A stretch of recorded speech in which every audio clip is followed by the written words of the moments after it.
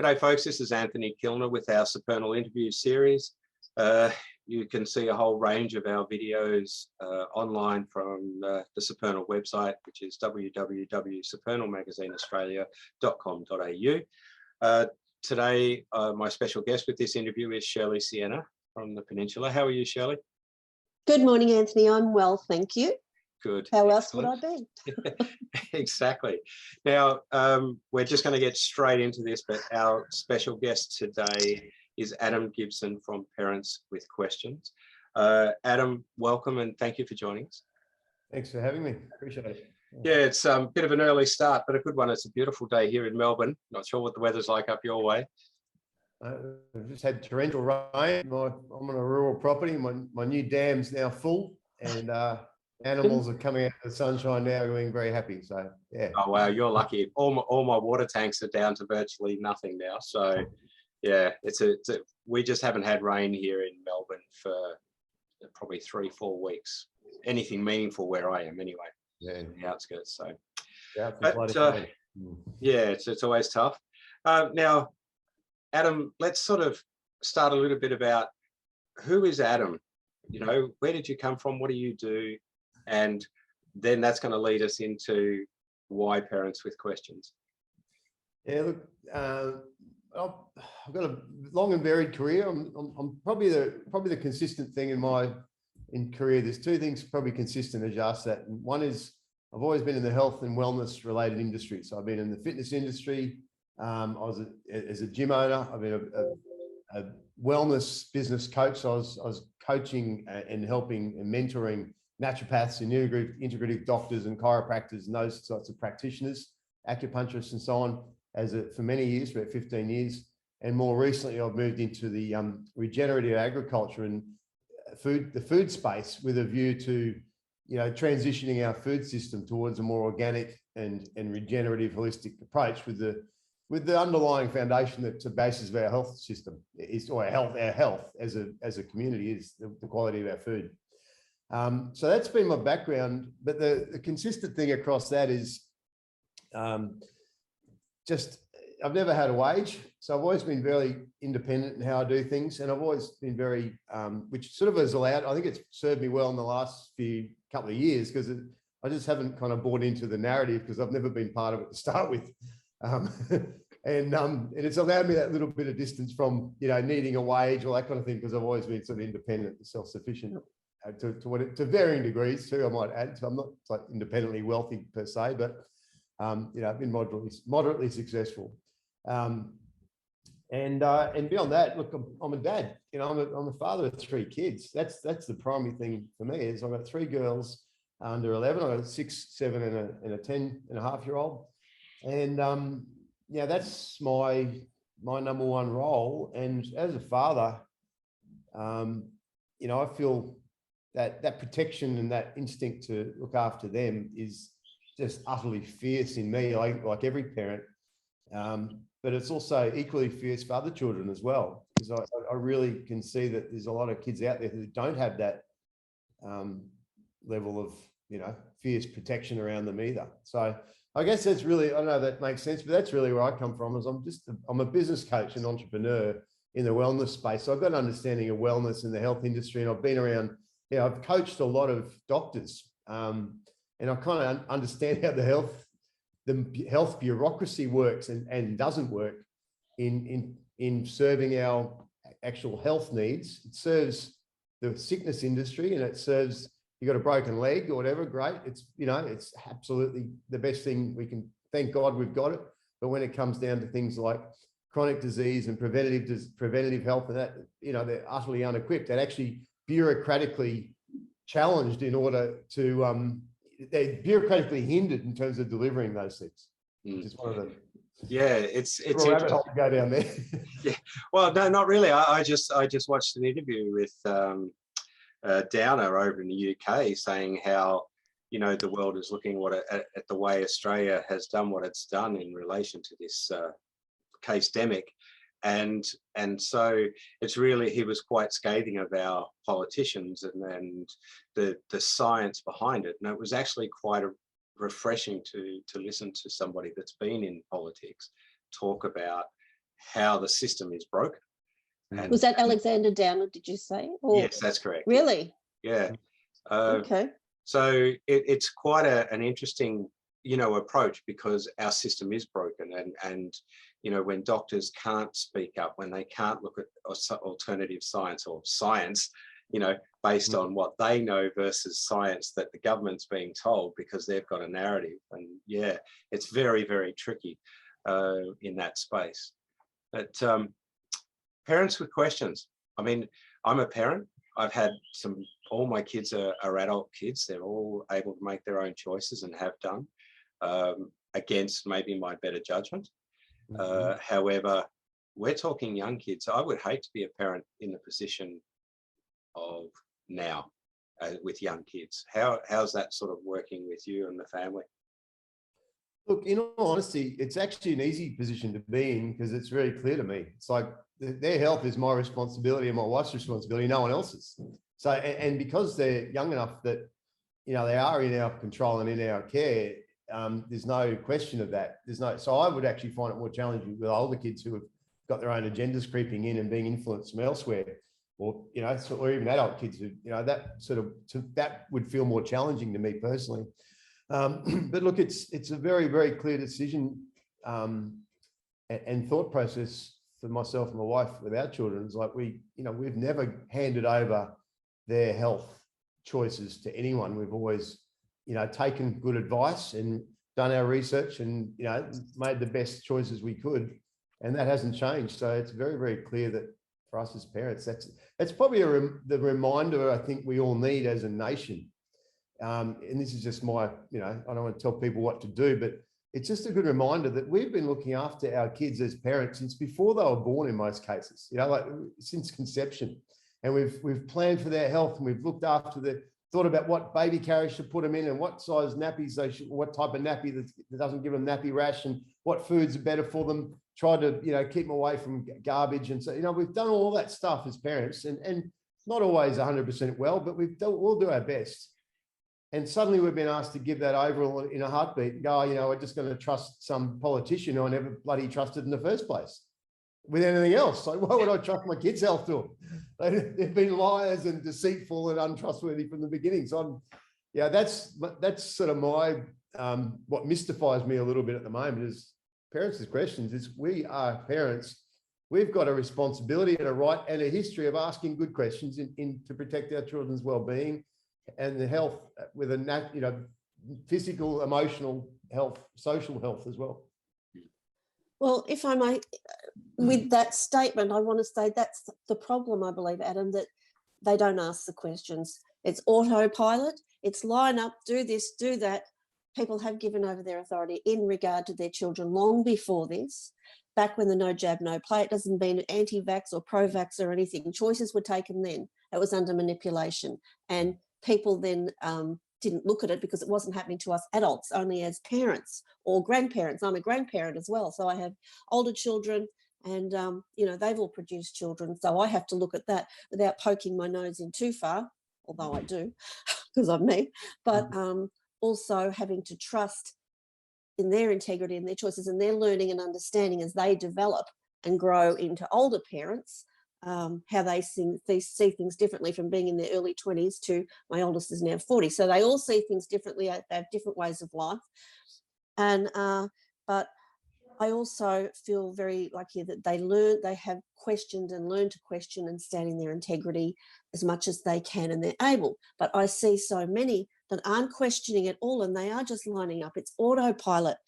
They've given their authority over when here in Victoria we were locked out of the school grounds and the children were in the school ground and the gates were up and the parents were not allowed to enter the school grounds during, the 2020 year of the pandemic. To me, that was horrifying and it was a sign of the things to come. I felt they were giving their authority over.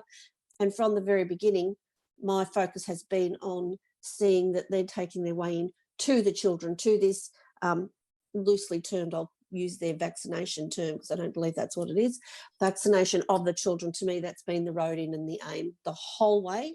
And I've seen that these parents, everybody put in fear, no information, and absolutely not doing, a majority not doing exactly what you've said you've been doing. And expressing should be done, I see it not being done.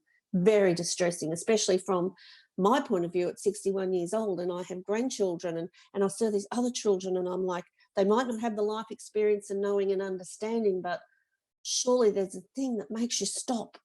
But I believe we've become so much just roll along and do, especially when there's any sort of trend, whether it be a fashion trend or a trend for medical health. They just seem to all jump in and do it. As we see now, everybody's screaming for rats and blah, blah, blah. It's stop and think. Yeah. And they don't know the repercussions nor study what's in. There's no, as we've done with the magazine, an informed consent going on. You are in that industry, you have access. They don't seem to have it. It's, yeah, and look, I think with this, in the defense of everyone out there, as you said, it's been a slow decline, Shirley. I agree. We have been chipped away at. I mean, I had the experience where I was told, because I've got innovative doctors as clients who really understand this stuff. You know, I knew my youngest was expressly said, do not vaccinate this kid with anything because she had to compromise the immune system, and there was lots of reasons not to. So very well medically informed. There wasn't an anti-vax. The other kids got it, but this one didn't, right? Yeah. And so I quit work for 3 years to look after her at home because we couldn't get childcare. You know, like, so I've been through that firsthand. And Fabulous. but it's also worth remembering that, you know, when we do want to do some research, I can say firsthand that censorship is utterly real. So you go to Google and you got all the, you know, the usual places. You certainly go to the news, and I can promise you're being censored obviously on the news, other than thank God you've got channels like this. And if you do go and Google something, it comes up as either not there at all, it's scrubbed, or it's misinformation, or it's, you know, so we're being coerced on a fairly profound level to believe this is all normal. And I think it's 100%. Just for parents to remember that, you know, you're not wrong for doing it. And that's kind of my message of this, is like, we can always reclaim our sovereignty. We can always remember that, you know, these baseline truths for ourselves, and just question it beyond. I mean, look, you know, we've tried to put billboards all over the country. We had put a big budget together to put a billboard campaign asking parents to ask questions. It wasn't anti-vax. It was simply, you know, ask a better question as a parent. What if they're wrong? We're not allowed to do it. We got thrown off by the advertising standards. All right. We're chucked off social media 3 or 4 times. We haven't been approved for TV ads. We haven't been approved for radio ads. Like, censorship is out there.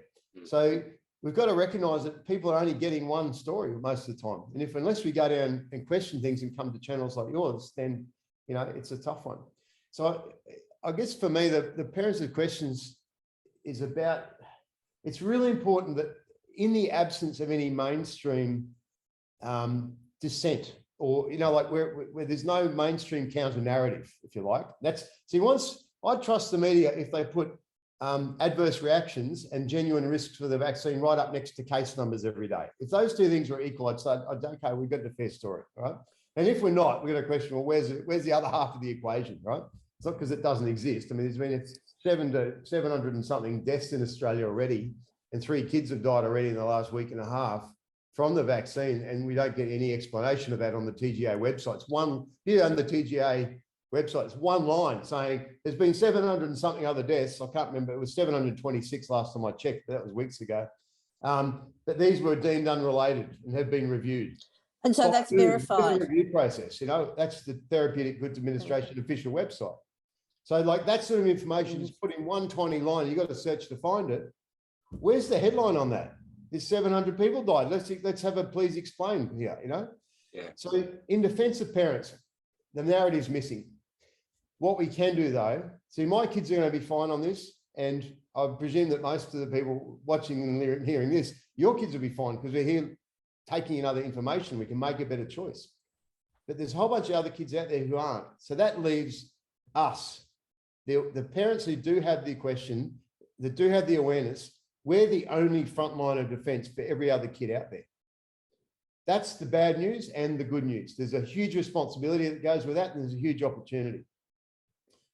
We are the only line of defense for a lot of kids. And the way we defend the children, because parents of questions, to go back to your original question, Anthony, is about protecting kids. It's simple as that, all right? It's about protecting kids' health. Now, the way we do it isn't by going up to parents and saying, you stupid bastard, you're getting it wrong and you're doing it all wrong. That is just defensive. and they of course clam up and go, I'm right, I know what I'm doing, and they'd start arguing. So we tried that early on, even throwing facts at people and throwing, you know, data at them. They just threw it away, and they defended. Disrupting a thought process, disrupting that cognitive dissonance, or the, you know, all those psychological terms I throw out now, but that sort of mass hypnosis type thing that's going on. That's our job as people who care about the next generation. And the way we do that is have loving and respectful, curious, but also courageous conversations with people we know who have kids who are at risk. See, one conversation, inviting someone, sorry, I don't know if that's my computer or not, but one conversation with another parent and ask them, how do you feel about this vaccination for your kid? Is it something you've researched? Where have you done your research? Have you looked at the long-term safety data around it? Are you sure your kid needs it, or do you feel really, are you worried about your kid getting the virus? You know, have you looked at, you know, what makes you worried about them? And asking those things from a really curious, genuine point of view, and actually allowing them time to hold space for them so they can reply, puts a question in their mind, because they start answering it for themselves. So suddenly we're questioning the narrative rather than defending a position. Now that conversation, which is ultimately what Parents with Questions is about, is empowering every single one of us to have those conversations. That saves lives.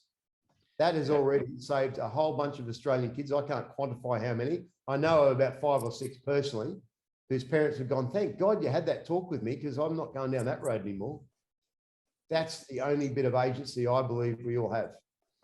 Yep. And look, I agree. I think when we put out that self-actualization issue that I was sent you the link through for, you know, we decided early on there's no point in going in there and slamming everybody and saying what the government's doing is, you know, if you don't do this and if you don't do this and that take that turn or turn of phrase, what we decided to do is put it as, well, these are the questions we were asked in our survey, so we're answering them for you in the best way we can. And from a holistic point of view, that was the whole point of that one issue, is to give people information where they can then go and check and resource and go through. I think that approach is a much better approach, as you say, is to try and educate rather than tell people what they have to do. Which is what the government is doing, telling everybody what they have to do. And it's force versus power. You know, so what I'm suggesting is quite a powerful thing to do. It takes a lot of courage. It takes a lot of, it's quite confrontational, but it's ultimately a powerful, it's a catalytic power. It's a powerful catalyst in that conversation piece. And it can shift someone's mindset. It doesn't mean you have to get an outcome. Like if you go in with an agenda saying, I need to be right, it's going to fall apart. But if you go in with an agenda say, I just want to be really curious about what that other person thinks and why, and maybe have them ask some better questions, I've done the job. It's all we can do. If you're just going to be forceful, as you said, Shirley, that's how the government, people getting beaten over the head with fear and coercion, that's forcefulness. And it's a very low resonating, it's a low vibrational force. It's like, right, yeah. Well, I Absolutely. always remember watching a video in the very early days of all of this of ScoMo saying that he was very proud that he was the one that implemented the no jab, no pay policy. And at that point, I lost a lot of respect for the man, because all he's done is create segregation within the community from people that have and some that have not, and, you know, taken away, and all these single mums that are being forced into lower and lower amounts where they need the support, they're not getting any support. And so they're being forced. And I don't care what anyone says, that is coercion at its finest. Because there is alternative science to say now that maybe we shouldn't be doing some of those jabs that we were forcing our kids into having back then and still now, and of course then adding this next one into it. So it does become an issue. Particularly when it's one size fits all medicine. I think that's the key thing is, you know, just because ScoMo says everyone should get it, that doesn't, you know, that's not a medical decision. And this is a medical issue. So how do we hand over medical issues to politicians? You know, no one seems to question that. Like, you know, ScoMo is not someone I would have, I wouldn't let him babysit my kids, let alone advise me on their health. You know, I wouldn't trust the bloke as far as I could throw him. And yet he's making the decisions on my kids' health. No way. And that's Yeah. very interesting because, as you know, said, we never trust the politicians, but all of a sudden, everybody is. They're taking their word and doing it. They've forgotten everything they felt, how they've been deceived, how they've been lied to, how they've been sold out. And that's all gone by the by, and they've just gone into the narrative, and they feel that those politicians, they think the health minister is a medical expert. You know, they forget that they're people with portfolios. Exactly. So in the role that you're have put together, I guess, is this juggernaut that's growing, which is a good thing that it is, as much as it's probably causing you a lot of stress. It's growing. What are the questions you guys are being asked? I'm sure you're getting people contacting you regularly. What are the sort of general questions you guys are being asked on? The questions, we get a lot of communication, but we get a lot of just genuine thanks, because we're offering, what we're offering is ways to have conversations and ways to be active. So, you know, there's things like, you know, we've got a whole page there on from the psychologist who's given us conversation starters, how to have those difficult conversations with people. Excuse me. We've got an invitation to, you know, download flyers and information so that we can, you know, conversation pieces you can share with your neighbors and hand out to people. So we're giving people a tool to use, and we're not a resource. We're very clear about, we're there to help facilitate conversations and discussion and action, not give you a definitive solution on things. Because I'm not a doctor, I'm not a medical expert. I'm just a dad who wants to ask better questions, and I understand a little bit about marketing and getting a message through, and, you know, particularly tricky, hard messages. So a lot of the comms back from people is, you know, a lot of gratitude, a lot of we get a lot of people, oh, you guys should do this and you guys should do that. So yeah, that'd be good, except don't replace that institution or government with us. Go and empower yourself to do something. You know, we're not here to solve every problem, much as we'd like to, but we've got limited time, resources, and so on. So it's a funny one. We don't get a lot of questions other than, you know, thanks, and the tools are good. You know, sometimes we get suggestions. Could you include this? Could you include that? And we tend to respond to that. So this is a tool, and really the parents with questions is there. It's to help, first and foremost, have parents ask better questions for themselves. But what we're finding is it's becoming more and more. So initially we're aimed at the 30–40% who are on the fence in the middle, who are like, am I sure I want to do this? You know, and just give those parents a sounding board and a place to come to. And I think we've been successful in that to a degree. But what we've probably really been focused on and hope to have achieved is empowering those who are sort of woken up to what's happening to go and be an agent of change for others and protect other Australian kids and other kids around the world. That's really what we hope to do and what we aim to do, and empower people to do that. So that's my message to everyone is, you know, here's a tool, but you need to swing that tool to make it effective. And, you know, the juggernaut you referred to, Anthony, is happened. And this is a good news, I think, for all of us as parents. It's happening. We've got some good marketers on board, and we've got a few smarts, and we've got some budget behind it. And there's, you know, there's a bit of skill behind it, but for the most part, it's become a juggernaut because the message is resonating so deeply with so many. It's really just that, you know, like you can't create the level of, you know, social media success we've had. I've tried in the past with businesses, it doesn't come that easily. This is happening because people are ready for the message. They're like, oh, thank God someone's given me a chance to ask a question. Yeah. And I question about, what about, is there some sort of resource where the parents and the children are divided, like children wanting to get a vaccination, parents against it, parents, you know, wanting to, and children saying, I don't want this? We've got a lot of separation and that sort of thing. There needs to be a resource or somewhere to sort that out as well.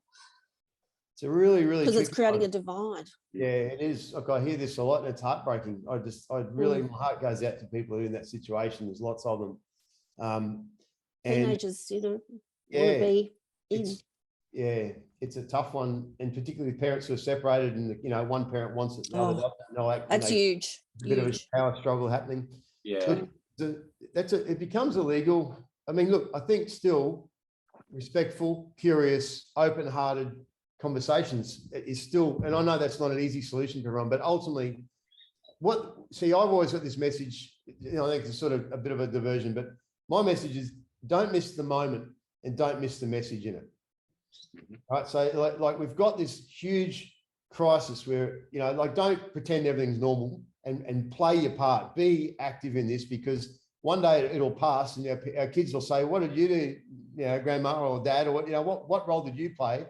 And, you don't want to say, well, I managed to pay the mortgage and get the Range Rover in the garage. That's, we've got to say, well, I did my piece by doing X, Y, Z.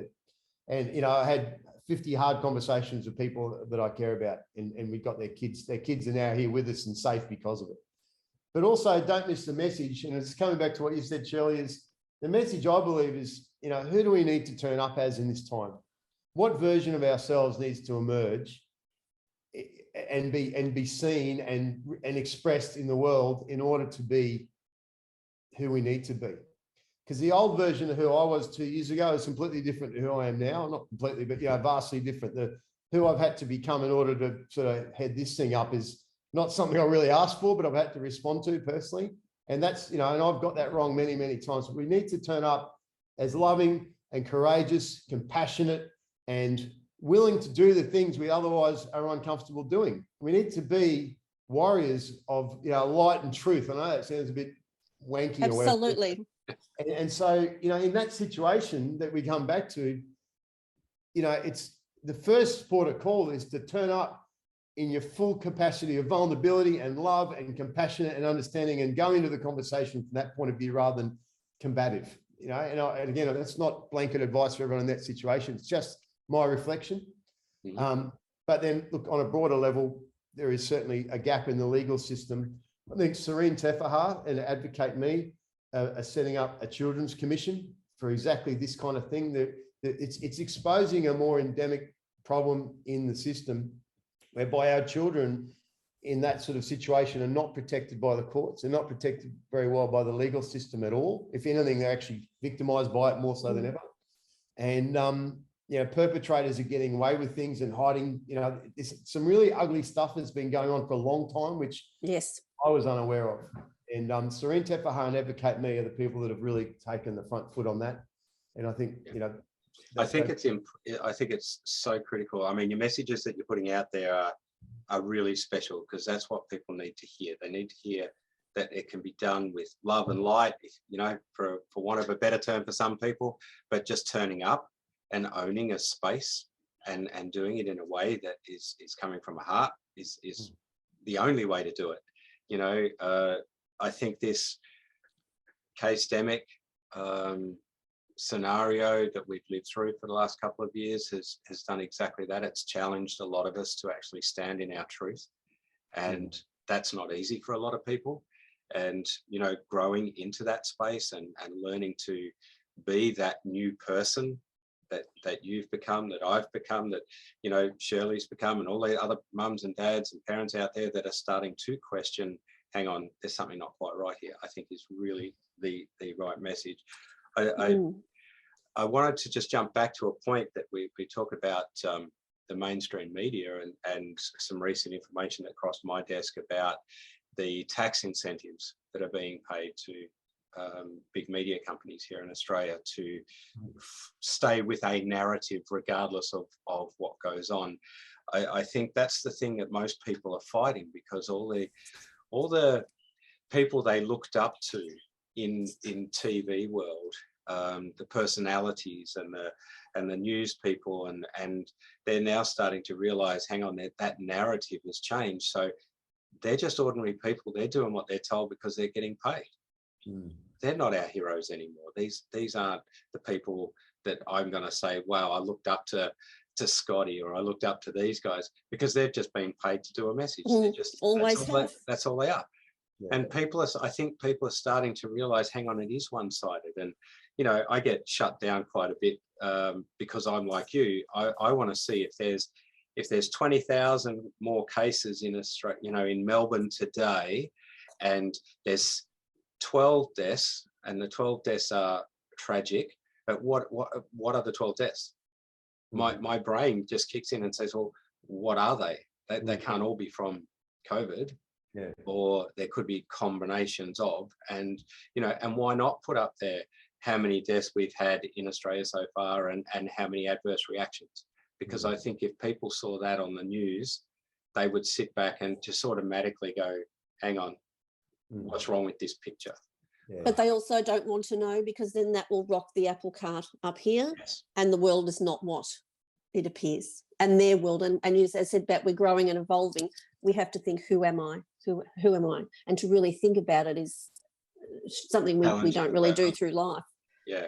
Well, we haven't been, I mean, for a lot of us, we just haven't been called there yet. And this is the thing, is we can all recognize, like, look, I'm really cautious of saying it's a we thing. We've all been guilty of this. I'll put my hand up. I'm guilty as anyone of it. It's just recognizing the moment. It's like, this is our World War II or our Vietnam or our, I've got a picture of Ali behind me on the wall. And I just, he had his moment where he said, no, I'm not going to go kill poor people, and that's unpopular as it is. This is our moment now for all of us.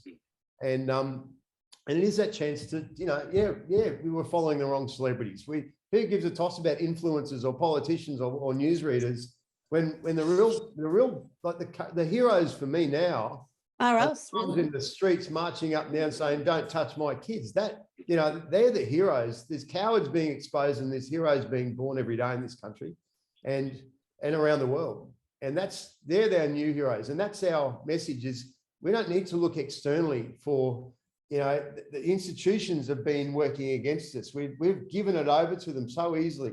We own that now. And that's our message. And like I said, it's confronting, yes. Is it convenient? No. Does it mean your life changes? Once the box is open, can you stuff it all back in? No. But it's exciting too, because it's the great awakening people talk about. Like, here it is. It's happening to us. And, we can embrace it and go with it, with all the discomfort that comes with it. And, come out on the other side of that, there's something really beautiful turns up. Because if you get a bunch of really awake human beings, we can go and create something that's far better than what's come before. And now, look, the parents of questions, our why is protect Australian kids. Our end game, or what we're, the vision, the ultimate vision, and it's a grand one. So like, there's a lot of hows in between these two statements, how we get there. But the end game is to create the next generation, and then the next 7 generations, really. I love this 7 generational thinking, as, compassionate, sovereign, healthy, for one, human beings that have a higher level of consciousness than us as adults. And that will allow a society that there's no chance all this stuff will ever happen again, because the people in charge, our children, our grandchildren, would never allow it. They rise above that kind of thing. So there's a transcendence available to everything in this that we just can't miss. And that sounds very hippy dippy, I know, but it's very visceral for me. It's like, what's that look like? It's common sense. It's common sense. Like, we say that's what we want. That's what we have to do. Yeah. But I'll meet people and really connect. I'll stand up. I'll speak up. I won't be frightened to be the only, dad at the car park at school who disagrees with the school being shut down. Exactly. I'll stand and fight for that stuff, and I'll speak up for my kids. That's the transcendence, is finding that power in ourselves. And who cares? Who cares if we lose friends when it comes down to that? Who cares if people disagree? Who cares if your Facebook likes get, seriously, that is the society we've become. Is our social media following is more important than standing up for our kids? No, we're not. We're not that way. We're not that anymore. Exactly. No. And look, that's then beautifully said, because I think 100% correct. Coming from my background, which I won't go into, but I've always been very non-confrontational. I've always stepped back from sort of, especially later on in life, in any sort of violence. What I've discovered in this journey is standing up for yourself, regardless of what happens, and just owning it. And we talked about this prior to coming on air, about how it can be a struggle and it can take time, but if you've got good people around you, it makes life easier. And if you know there are people out there that are thinking the same way as you, then you've got a resource you can tap into. And that's the whole beauty about where parents with questions, whether it's Woody's helpers, whether it's Advocate Me, all the other people that are out there doing these amazing jobs to help humanity, essentially. There's a caveat on that though, Anthony, I believe, and this is not the caveat, but there's a condition to that, I think, and this is worth pointing out, is that we can think a certain way and hope we find our community, but still feel alone. It's when we act a certain way. It's in our deeds and in our actions. When we actually speak up, when we go and do things that actually make a difference, is when others recognize us, we find each other. Yes. So the connections happen from action, not from thinking and sharing. You know, sharing stuff in an echo chamber isn't what we need. We need to get out and be active on the ground and lead the way. You know, like everyone who's, and again, I'm just reflecting for myself, but I got really fed up at our politicians very early on with this. I thought, what sort of leadership are we seeing here? And I heard a few mates echo the same thing. We had a few scotches around a campfire one night, and we're bagging the crap out of these politicians and our leaders. And afterwards I thought, and I looked at the two other guys, I thought, why don't you guys become leaders yourselves instead of bagging, you know, like these other politicians are the same age with the same, just as smart as us, if not less. Why don't you do it? And I thought, hang on, why don't I do it too? Like, so whatever we see lacking in others, we got to own it ourselves. All right. Yeah. The great mirror. Yeah. Yeah. So there's something in that, you know, that's part of the message. And so, you know, like I just kept coming back to this. The only thing we can do to protect the next generation, there's no white knight coming. So there's no. We can blame the media and blame this and blame that. It doesn't fix it. The only thing that prevents kids in our communities now that can possibly do that is us, every single one of us. And that ability to say, I will be a warrior and I'm going to go out and the warrior will go out and risk a tough conversation, have the courageous chat, be curious, be loving. Because that's the other part for a lot of blokes, Anthony, come back to what you said, I think. For me, I was like, okay, I want to go into action, show me who to punch. You know, like that's my immediate response as a man. That's like how I've been taught to, you know, go and fight and go and do something really aggressive. And much as I feel that, but I've got to recognize that that's not helpful and it doesn't work. So I have to ask myself the hard question, well, what could work? You know, if I want to actually be effective, what can work? And it required me to put aside, or channel that anger and that aggression into, I'll go and have that tough conversation. I'll go and do the things that actually make a difference. And that requires me to be a far more balanced man. Empowered. Yeah. Empowerment. Rather than just, you know, go out and shout in the streets and want to set fire to things, or, you know, that's much as I'd like to do that. Yeah. We'll do that later. On the quiet, you know, when no one else is watching. But, I have a question. May I ask it? It's been coming to me. As we, you know, having the chat and to be like-minded and everything, what about the people that are just going, oh, and thinking, and they've already lined their 3 kiddies up to receive an inoculation, and now they're going, oh, what have I done? Because as they awaken, and, you know, any sort of awakening on earth happens as a physical level, a mental level, an emotional level, a financial level. And this is the levels. It's not our spirity thing. It's how we live. That's how we awaken on earth, because we're physical. So as they awaken and evolve and think, oh, what did I do? Is that wrong? And then they can, you know, you can go into an absolute panic state about what you have done to your children. How is there counselling? We need counselling for people who maybe have some ones have reactions, but ones that are panicking about what they're doing and regretting. And, you know, they're trying to think, how can I undo this? Which you cannot. You have to deal and live and do the best you can. So there needs to be all this as well for people that are waking and already done the deed that they may regret or be so unsure of or feel pressured. All this, what's going on for all them? I mean, I can only presume, like all of us, but I've been saying for a long time that I think we're looking at a generational trauma, which is going to be very hard to compare to anything in the past. Huge. You know, huge. And not just for the parents, but what about our kids who, you know, there's schoolmates who get sick, and you know that this and look, let's hope we're wrong. I mean, you know, like I mean, love to be. I hope like I'm wrong and all that, but there is a what do they do now? I really, you know, look, there's natural therapy sort of detox protocols and things, which I think have had a lot of effects. And we're going to work with a lot of people in that space. Assist. We'll be putting a lot more effort towards offering those sort of resources where there is people who can assist. But there's also a need, I think, and this is something we're considering, is whether we go out and try and raise, significant funds to help families who've got injured kids down the track. They need wheelchair ramps and that sort of thing. Is that a role we need to be playing as well? We're not ready to be able to do that yet, but I'd certainly see a need for that down the track. Wow. Okay. Look, we're pretty much out of time, and I think we could have a much longer conversation on some of this stuff. But Adam, thank you very, very much for your time this morning. Thank you for having me. I really appreciate the chat. It's been great. Appreciate it. It has been, and the website is parentswithquestions.com.au. There's also the Facebook page. Are there any other social media platforms that you work on that I'm not aware of?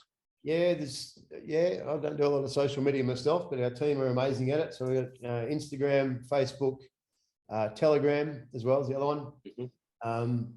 And the best thing really, though, I just encourage everyone, if you want to be part of the conversation, come and join on the website and sign up on the email list, because the social media does get banned and taken down, and we get hit a lot. So we don't want to lose connection with people, and we will if we don't have your email. So come and join on the website. Just if you're sitting on the fence or unsure about this, or even just want some support in your own decision making and feel like you're not alone, because there's a lot of people out there who don't have community around, come and be part of this conversation with us and feel supported. There's millions of other parents out there who feel the same, and people. You can be a grandparent, a friend, an auntie, an uncle, someone that hasn't got children but is concerned. We can all be the parent figure and come into this. Great point, Shirley. I keep being reminded of that. It's absolutely right. You be a parent to be in the fight and to be. Well, there's the saying that I grew up with in the Indigenous community, where basically, a parent can raise a kid, but it's the community that raises a family. It's the village. Takes a village to raise a child. Look at my daughter in Nicaragua, had COVID, everybody helped while she had it. Yeah. The village is raising the child. And that's what you've created, a village to help raise children. Mm. You know what? I'll give you a final thought here, if it's all right. This is something that's occurred to me in the last couple of days, and there's this big push towards collectivism, collective thinking and collective action, and do as you're told and follow. Just walk around with your phone in your face all day and track yourself and put your 2 masks on so no one else gets sick. All this kind of we're all one organism type nonsense we're getting pushed on us, and it's socialism, or whatever you want to call it. But in the midst of that collectivism, people are really not feeling connected or met. They're feeling disempowered and quite isolated and lonely. And the depression we've all seen raise through the roof in our generation, all that sort of depression rates and suicide rates and stuff are a good reflection of that. It's been there for a long time. What I've noticed in this movement around, call it the freedom movement, and part of, whatever you want to call this sort of alternative movement that gets away from the narrative and questions things, is the more individual we become and the more we own our individuality, interestingly, the more connection that happens. Yes. The more genuine connection we get. Like even with the 3 of us now, we don't need to know anything about each other, but you just get each other, and there's this deep connection and rapport and trust, which is previously lacking. If this was a normal media interview, we'd never have that level of depth. So there's something in owning our individual sovereignty and speaking up and going, I'm in charge of my own life and I'm an individual, and that matters hugely. And as a result, genuine connection, genuine tribes and villages and communities form around that. And that's just such a gift. And it's just such a beautiful thing to be part of. And it's, it's not without its issues and ups and downs and all the rest, but it's better. It's what we've been lacking, I think, for the last number of years, at least, if not generations, is just a sense of genuine connection and tribal loyalty to each other and meeting each other as, sovereign beings. It's something really. And it's a line from a song: to get to know God, I have to know myself. Beautiful. So I can't know anyone else until I know myself. And the more we now start to feel this connection with the self, the more I understand you, because in Rakesh, I see you in myself. I see myself in you. We are one. And it's a nice way to end Said it. much better than I did. Thank you. No, that's great. All right. Well, look, Beautiful. thank you, Adam. Really appreciate your time. Thank you, Shirley. And to all our listeners, Supernal Magazine Australia.com.au, parentswithquestions.com.au, and all the resources and information are available from the website. It's a great site to jump onto. Oh, it's fantastic. I'm so happy that it's been created by people with such integrity and personal authority. Absolutely. Fantastic. You're going really well. Good. All right. Have a lovely day, everyone. A supernal day. Bye.